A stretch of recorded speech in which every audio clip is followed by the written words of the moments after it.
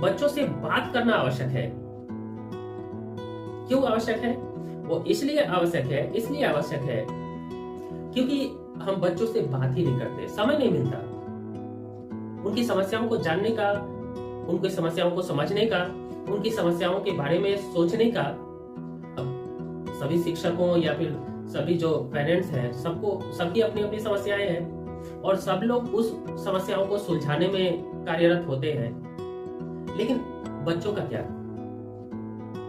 बच्चे जब कक्षा में होते हैं, ये सोचने के लिए विवश हो जाते हैं कि ये कक्षा कब खत्म होगी। क्या ऐसा कारण है कि बच्चे ये सोचने पर विवश हो जाते हैं कि यहाँ सीखने से कुछ नहीं होगा, हम जब अलग कक्षाओं में या अलग ट्यूशन में जाएंगे या अलग जगह पर पढ़ने के लिए जाएंगे तब वहां ये सीख लेंगे? क्या कारण है कि बच्चों को ऐसा महसूस होता है कि कुछ लोग अपनी बातों को सही ढंग से उन तक पहुंचा नहीं पा रहे हैं, इसलिए वो सुनेंगे नहीं। मेरे कहने का तात्पर्य यह है कि डीमोटिवेशन या फिर मानसिक तौर पे जो कमजोरी है, इसके कारण क्या हो सकते हैं?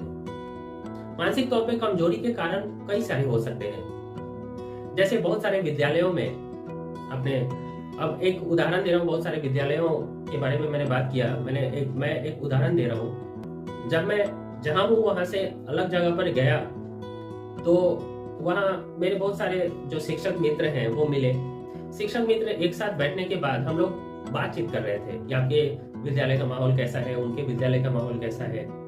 तो ये बातचीत में हमने ये पाया कि शिक्षक जिस कार्य के लिए स्कूल में आते हैं या शिक्षक जिस कार्य के लिए उनको रखा गया है, उस कार्य के अलावा बाकी कार्य भी करते हैं। लेकिन जब बहुत ज्यादा ध्यान उस चीज पर केंद्रित करने लगते हैं जो उनका प्रमुख कार्य नहीं है, तब परेशानियां शुरू होती है। आपको जिस कार्य के लिए रखा गया है, जिसके लिए रखा गया है, अब उसके बारे में, उसकी समस्या के बारे में, उसके समाधान के बारे में आप नहीं सोचते, तो फिर उस कार्य के लिए आप एक तरह से माना जाए तो निस्वार्थ नहीं है। जैसा कि मैंने पहले भी कहा,